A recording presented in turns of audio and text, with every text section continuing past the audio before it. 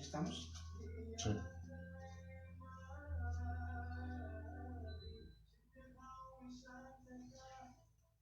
Buenas tardes, queridos hermanos. Hoy quiero compartir otra reflexión en este espacio que hemos llamado Maná para el desierto, mirando la figura de Judas, la persona de Judas, y lo que nos puede aportar, sobre todo para construir o para pensar en un nuevo estilo de vida que estamos llamados a promover, organizar, a partir de las experiencias que estamos viviendo en este momento de desierto prueba. Bien, vamos al texto. Voy a tomar el texto de Juan, capítulo 12, versículos del 1 al 8. Y también voy a tomar el texto de Mateo, capítulo 27, versículos del 3 al 5. Comienzo con el texto de Juan. Entonces Jesús, 6 días antes de la Pascua, vino a Betania, donde estaba Lázaro, al que Jesús había resucitado de entre los muertos. Y le hicieron una cena allí, y Marta servía, pero Lázaro era uno de los que estaban a la mesa con él. Entonces María, tomando una libra de perfume de nardo auténtico, que costaba mucho, ungió los pies de Jesús, y se los secó con sus cabellos. Y la casa se llenó con la fragancia del perfume. Y Judas Iscariote, uno de los discípulos, el que le iba a entregar, dijo: ¿por qué no se vendió este perfume por 300 denarios y se dio a los pobres? Pero digo esto no porque se preocupara por los pobres, sino porque era un ladrón. Y como tenía la bolsa del dinero, sustraía de lo que se echaba en ella. Entonces Jesús dijo: déjala, para que lo guarde para el día de mi sepultura. Porque a los pobres siempre los tendrán con ustedes, pero a mí no siempre me tendrán. Bueno, vamos a revisar la persona de Judas y sobre todo, digamos, como una figura, así diríamos, paradigmática, es decir, que dice algo a nosotros y a nuestro modo de ser, de vivir, de actuar, de pensar. Primero, lo primero que hay que señalar es que Judas fue llamado por Jesús. Judas fue amado por Jesús. Judas fue incluso enviado a predicar por Jesús. En los textos de envío no aparece nunca que Judas haya dicho: yo no voy. No. Jesús los envió y fueron a predicar. Judas siempre aparece en la lista de los 12 y es significativo que aparezca siempre en el último lugar. Y además con calificativos. Por ejemplo, dice Judas Iscariote, el que lo entregó. O Judas Iscariote, el traidor. Es decir, Judas estuvo con Jesús. Marcos nos dice que él llamó a los 12 para que estuvieran con él y para enviarlos a predicar. Entonces Judas compartió con Jesús la vida. Judas oyó las enseñanzas de Jesús. Judas vio los milagros, signos de Jesús. Judas compartió pues angustias, logros también del actuar de Jesús. Pero la pregunta que uno se hace es: bueno, ¿y qué pasó? ¿Qué pasó con él? Hay que señalar que Jesús no fue un ingenuo al llamar a Judas. Porque uno podría pensar: oye, pero si se daba cuenta de quién era él, ¿para qué lo llamó? No. no fue ingenuo al llamarlo, porque también a todos Dios llama, a todos da la oportunidad, a todos da la posibilidad del seguimiento. También se la dio a Judas. Pero desde el comienzo Jesús, y les decía, no fue ingenuo, porque aparece que Jesús comienza a darse cuenta del actuar, pensar, sentir de Judas. Porque en el capítulo 6, por ejemplo, ya al final, indica lo siguiente, que Jesús, cuando habla de que uno de ustedes no cree en mí, y entonces señala a Jesús, yo los escogí a ustedes, sin embargo uno de ustedes es un diablo. Y el texto, versículo 71, inmediatamente dice, se refería a Judas, uno de los 12, el que lo iba a entregar. La palabra diablo en la Biblia significa el que separa, el que divide, el experto en alejar, en distanciar, que se introduce, se mete para separar.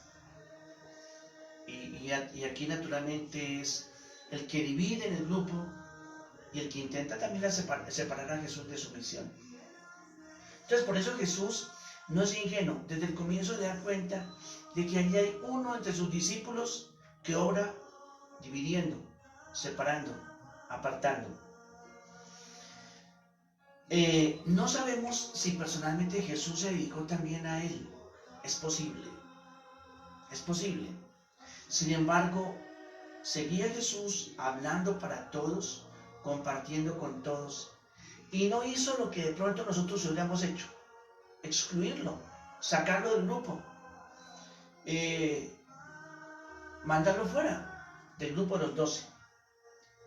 Jesús le dio la oportunidad también a Judas. Y volvemos entonces con la pregunta, ¿y entonces qué pasó con Judas? Recordemos una cosa, que Jesús busca seguidores, no imitadores.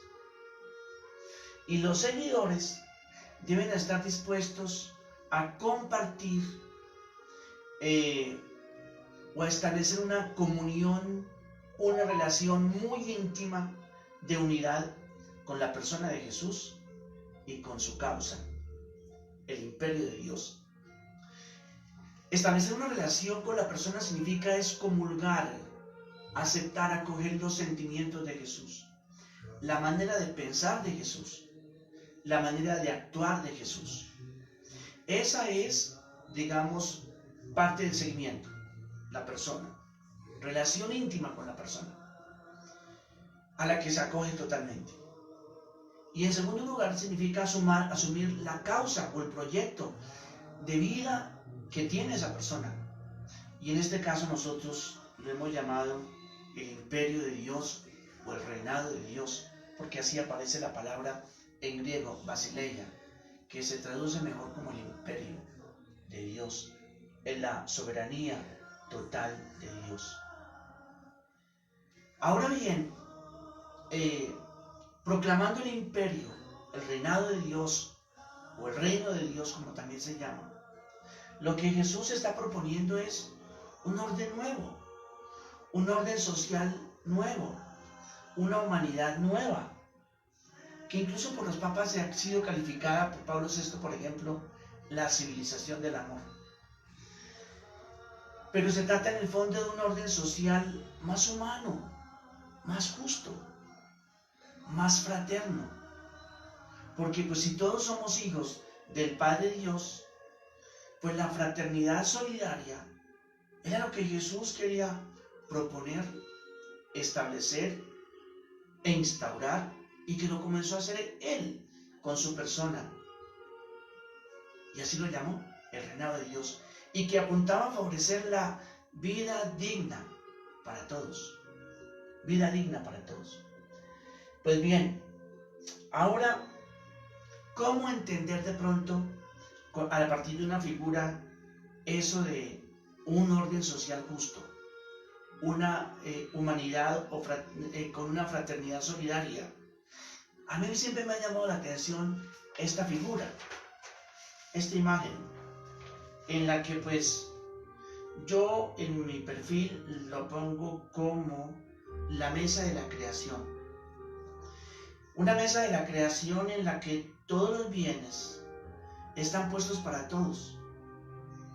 Pero recuerden que Levítico capítulo creo que 25 o 21, no me recuerdo bien ahora, dice: ustedes son forasteros en mi tierra.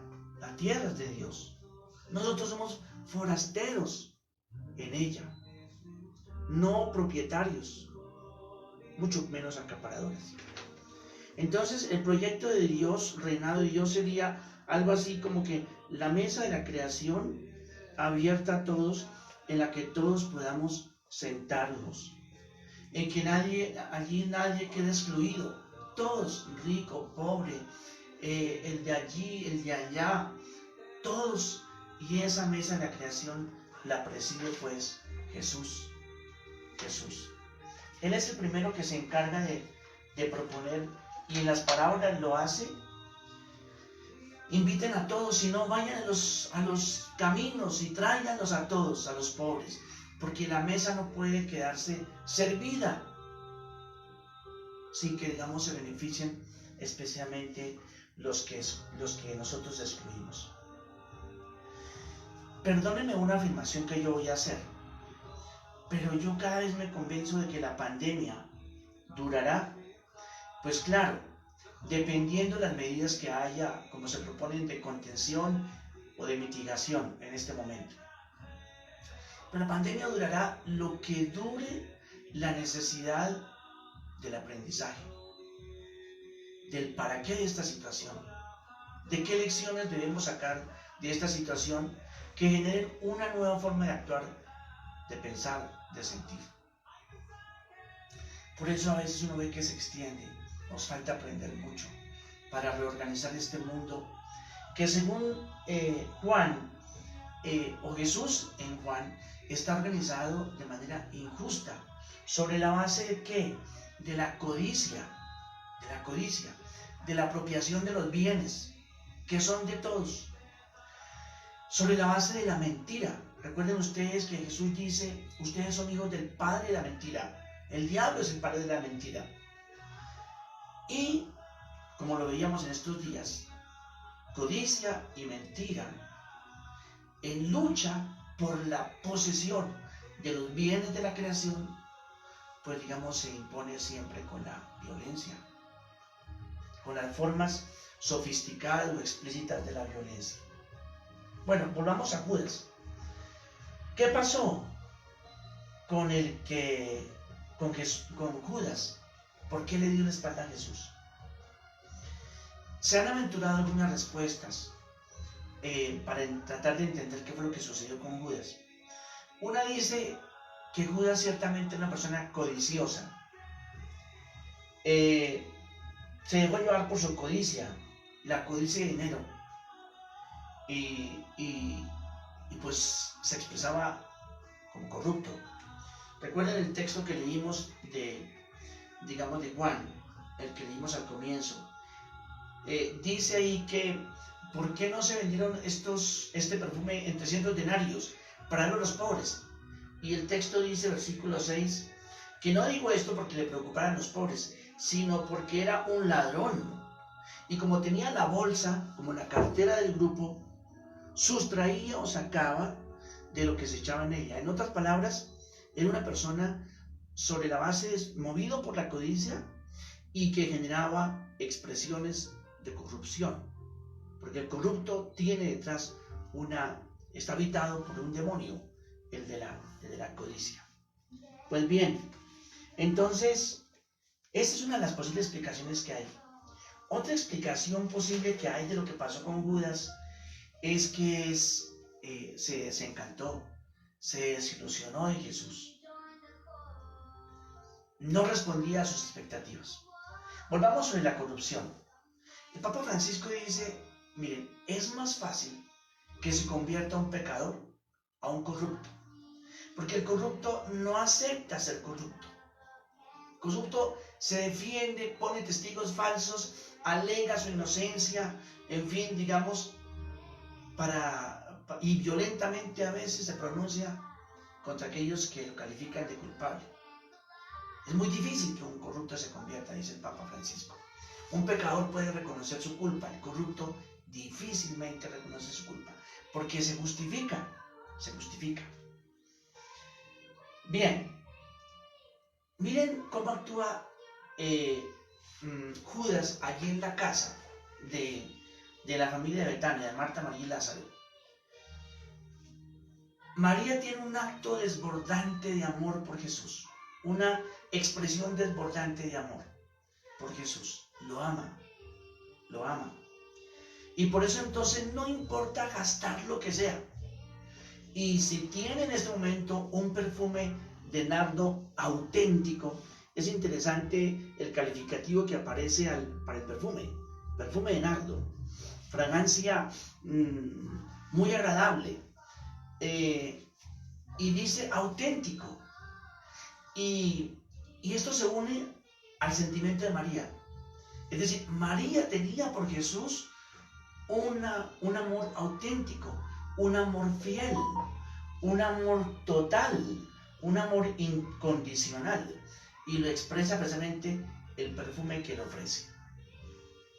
Judas, por su parte, no mira el amor incondicional y desbordante de María, sino que por el contrario lo que mira en su ceguera por su codicia es el precio de 300 denarios, es decir, el salario de 300 días. Prácticamente pueden ustedes también hacer el cálculo. Está ciego por su codicia, y como pone por encima el dinero y la codicia de dinero, entonces por eso es incapaz de reconocer la fragancia y el amor desbordante de María. Es llamativo que dice el texto en la parte que dice: y la fragancia llenó completamente la casa. En otras palabras, el amor de María por Jesús fue tan desbordante que inundó la casa. Pero qué tristeza, esa fragancia que inundó completamente la casa, el amor desbordante de María por Jesús, no llegó a entrar en el corazón de Judas. El amor no entra en el corazón del codicioso, del que tiene codicia de dinero. Ahora Judas se escuda diciendo: es que podría darse a los pobres. Pero miremos cómo mira Judas a los pobres, a aquellos a los que se les da migajas, son los de fuera. Darlo a los pobres, están fuera. Judas de pronto está pensando en actos de beneficencia, es decir, a ver cómo repartimos, cómo damos. Sí, pero ¿qué sucede? Cuando miramos nosotros los evangelios, a mí me llama la atención que nunca Jesús aparece dando limosna. Nunca aparece aquí. Inclusive cuando el ciego Bartimeo, que todo el mundo pasaba por el camino y le daba limosna, allá y él recogía en su manto. Jesús no dijo: bueno, Pedrito, Judas, vaya a darle allá algo de la bolsa a Bartimeo. No, digo: díganle que venga. Ni siquiera mandó, digamos, a Pedro: ayúdenle a que venga, porque, digamos, es invidente. No, díganle que venga. Porque es que la caridad o el amor de Jesús no es un amor que fabrique mendigos. Jesús no se beneficia porque no quiere fabricar mendigos. En otras palabras, hay muchas de nuestras obras de caridad y sociales que son fábricas de mendigos. Nos mantenemos en la mendicidad, en ese estado de pobreza. Y resulta que lo de Jesús es bien diferente. Cuando Jesús dice: díganle que venga, es decir, es invidente, pero puede caminar. A Jesús, ¿qué le interesa? Dignificar, pero no una caridad que paralice. Es cierto que las situaciones de emergencia, como esta que estamos viviendo, nos obligan En nuestra caridad, actos de beneficencia. Aquí en la parroquia voltean, golpean, piden. Y yo digo que nadie se vaya sin nada de los que están golpeando. Que nadie, así lo que tenga, tenemos poquito, llega alguna que otra cosa. Pero que nadie de los que golpeen se vayan sin nada. Porque la beneficencia hay que hacerla, especialmente para momentos de emergencia. Pero el estilo que propone Jesús no es la beneficencia únicamente para situaciones de emergencia. Es que uno dignifique y sea capaz de sentar en la mesa. De sentar en la propia mesa. Eso es lo que dignifica.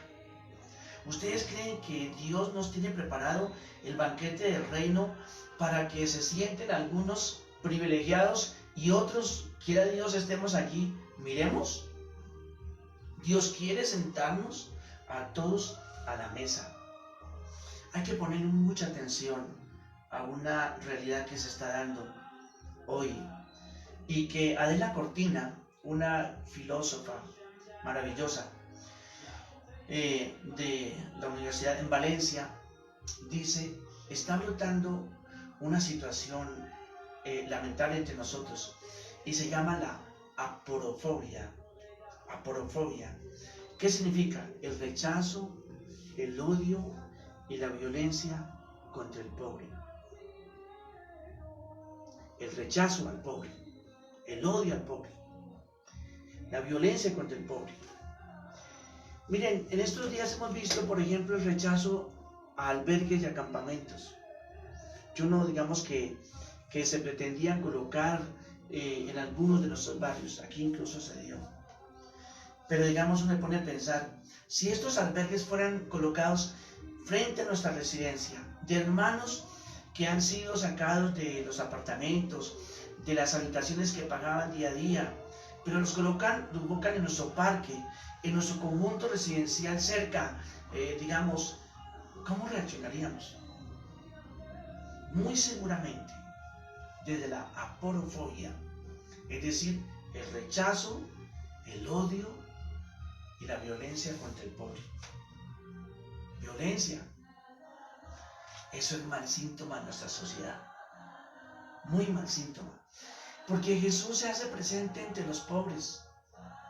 Cuando a María le dice, por ejemplo, cuando a Judas le dice: a los pobres siempre los tendrán con ustedes. Si imaginamos nosotros que Jesús se hace presente, y el Papa lo decía ayer, y lo decía de una manera que nos sorprendió a todos. No es ser comunista colocar al pobre en el centro del Evangelio, porque Dios nos va a juzgar por eso, por el modo como nosotros nos comportamos delante del pobre, como acogimos al pobre. Imagínense que Dios nos saque y Él, Jesús, presentándose en el rostro de los pobres y nosotros botándole piedra, o nosotros rechazándolos, o nosotros violentándolos. Váyanse a otro lado. Es significativo que, lamentablemente, todas a veces las situaciones de basura sociales, digamos, se mandan al espacio o al ambiente de los pobres. Los basureros, ¿dónde están? Al sur, en medio de los pobres. Incluso a veces se habla de la quema de cadáveres de coronavirus, también en el sur. No es justo, definitivamente, que nosotros cultivemos, porque eso es ser habitado por este demonio terrible de la aporofobia, del rechazo a los pobres. Imagínense que en el juicio veamos nosotros, por ejemplo, a todos aquellos que buscaban un espacio entre nosotros y todos mostrados con el rostro de Jesús. Por eso la situación de exclamación de aquellos que en el juicio están: ¿cuándo, Señor, te vimos? Y Jesús nos muestra el rostro. ¿Qué puedo yo decir? ¿Cómo me puedo defender delante de Dios? ¿Qué abogado puedo yo contratar para que me defienda delante de Dios del rostro de Jesús, que estaba en el hambriento, el sediento, el que no tenía hospedaje? Terminemos, para no hacerme, me estoy haciendo como un poquito largo. Volvamos a Judas. Judas se desencantó, se desilusionó de Jesús. ¿Y por qué se desilusionó? porque definitivamente vio que ese no era el proyecto el que respondía a sus expectativas. Entonces, en su codicia, así abrevio, va, lo negocia, pon 30 monedas que digamos, que son el precio de un esclavo. Parece que Judas no imaginó las consecuencias de sus actos. Grave, porque no alcanzó muy posiblemente a prever que al entregarlo lo iban a condenar a muerte. Y por eso entonces un remordimiento espantoso comenzó a taladrarle el interior a Judas.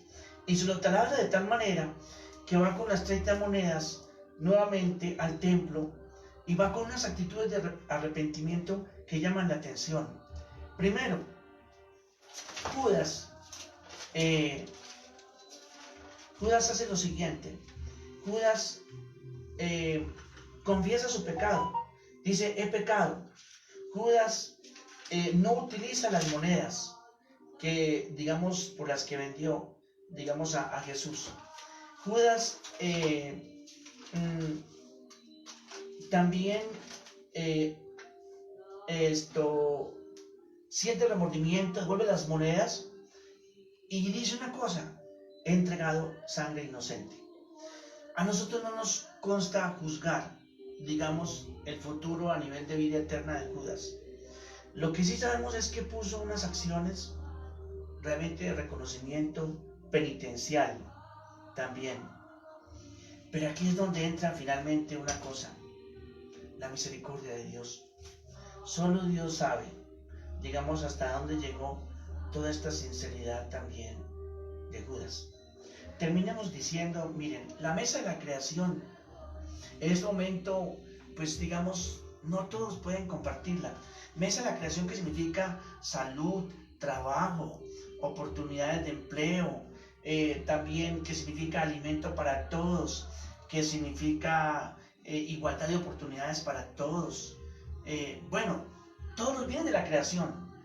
La naturaleza nos presiona, la situación social nos presiona, el hambre de la gente nos presiona, la situación de desigualdad en Colombia, que es espantosa, con un índice, se llama así el índice Gini, que está en el 0.54, y la desigualdad es espantosa, la corrupción es espantosa.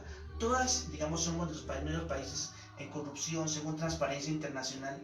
Todo esto está presionando para decirnos, tenemos que repensar un nuevo estilo de vida, un nuevo orden justo que garantice que todos podamos sentarnos a la misma mesa con Jesús.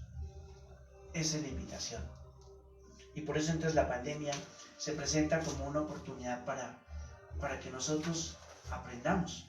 Y digamos, y como el ángel le dice a los discípulos, cuando los libera allí en los Hechos de los Apóstoles de la cárcel, dice el texto, en el capítulo 5, el ángel les dice a los discípulos, a los apóstoles liberados de la cárcel, vayan y háblenle a todo el pueblo de ese estilo de vida.